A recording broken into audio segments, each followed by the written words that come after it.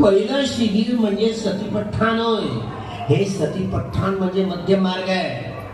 4 सम्यक प्रधान म्हणजे मध्यम मार्ग होय. 4 इद्दीपाद म्हणजे मध्यम मार्ग आहे.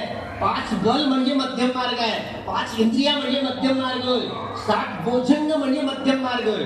आणि अठ्ठंगिको मग्गो म्हणजे मध्यम मार्ग. या मध्यम मार्गावर मार्गक्रमण करताना बोधी ज्ञान धारण करण्याच्या हे 40 प्रकारचे शमन भावनेचे कर्मठाण, आनापान सती आणि इतर जे खनिक समाधीपासून उपचार आणि उपचारापासून अर्पणापर्यंत पोहोचतोय.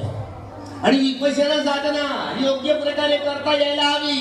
हे संमोशन ज्ञान, उदय ज्ञान, भंग ज्ञान, भय ज्ञान, आदिनव ज्ञान, मुंचित काम्य निपिदा ज्ञान, मुंचित काम्यता ज्ञान, पटिसंका ज्ञान, संखारोपेक्षा ज्ञान आणि अनुलोम ज्ञान, या 10 ज्ञानाच्या टप्प्यातनं आपल्याला जावं लागेल.